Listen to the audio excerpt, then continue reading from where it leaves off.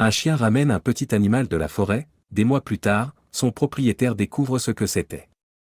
Un chien ramène chez lui un chiot qu'il a trouvé au milieu de la forêt.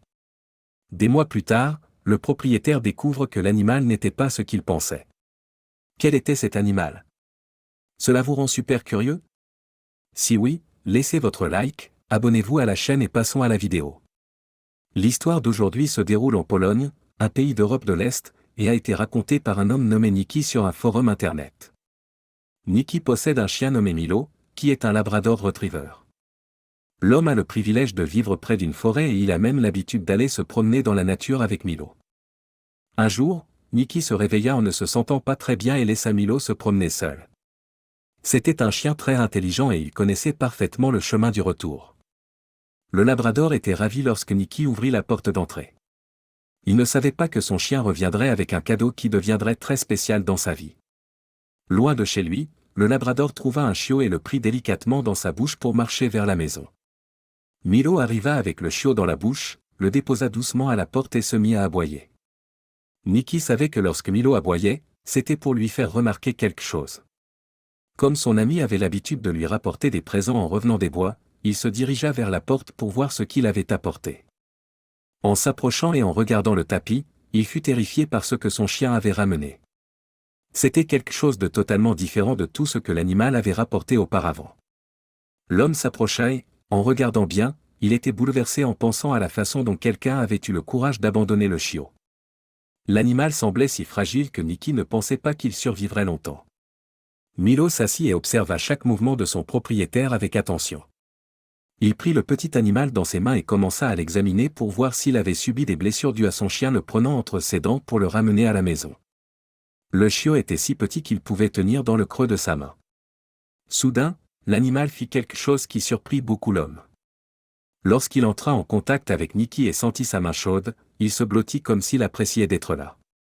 Niki décida de garder le chiot et l'appela Ted. C'était très difficile pour lui au début car il n'était pas sûr de comment s'en occuper.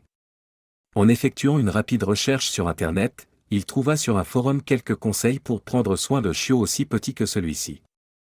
Au début, il était assez difficile de nourrir Ted.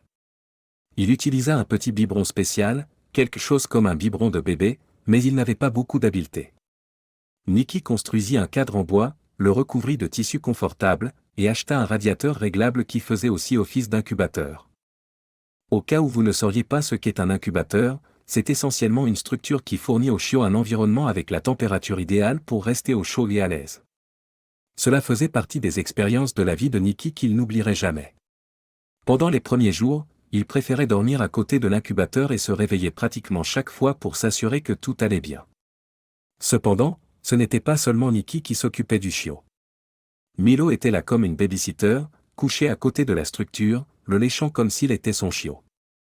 Au fil des semaines, Niki commença à trouver un peu étrange la façon dont le chiot grandissait différemment d'un chien normal. Au début, le petit commença à montrer un changement de couleur dans son pelage blanc, et en très peu de temps, tout son pelage devint noir et épais. Un jour, le petit chiot fit quelque chose d'imaginable qui terrifia Niki. L'homme était dans la cuisine en train de préparer le déjeuner et laissa Ted et Milo seuls dans le salon. Après quelques minutes, Milo commença à aboyer sans relâche. À ce moment-là, Niki pensa que quelque chose n'allait vraiment pas, car le Labrador n'avait pas cette habitude. Il courut au salon, et lorsqu'il arriva, il fut confronté à une scène inhabituelle. Ted grimpait habilement à la porte de la pièce, et peu après, il sauta sur le canapé. Ce serait la première fois d'une longue série où il commença à le faire régulièrement, grimpant sur des placards, des portes et tous les autres endroits élevés. Niki était de plus en plus impressionné par l'habileté de cet animal et à quel point il était différent de tout ce qu'il avait jamais vu. Même sans connaître l'âge de l'animal, il décida d'emmener son ami chez le vétérinaire pour que le médecin lui administre les vaccins nécessaires. Niki attendit dans la salle d'attente, et quelques regards curieux l'entouraient. Beaucoup regardaient l'animal et se demandaient ce qu'il était vraiment. Dès que l'homme entra dans la salle de soins, le vétérinaire regarda l'animal de compagnie et, avec des yeux écarquillés, regarda à nouveau le dossier que sa secrétaire lui avait remis, marqué « Chien ». Lorsque Niki arriva à la clinique, il expliqua avec enthousiasme à la secrétaire que Ted était un chien et qu'il l'amenait pour les vaccinations nécessaires.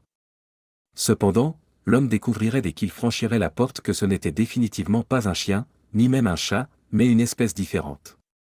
C'était en fait quelque chose qu'il n'avait pas imaginé.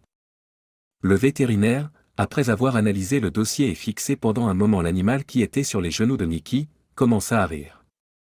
Au milieu de son rire, il dit, « Ce n'est définitivement pas un chien, c'est un zibeline. » Nikki fit une expression très confuse à l'évocation du nom de l'animal, si bien que le vétérinaire expliqua ce que c'était.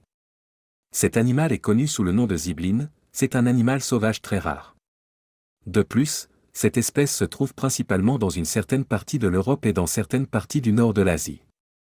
L'homme comprit enfin pourquoi il trouvait ce chien si différent.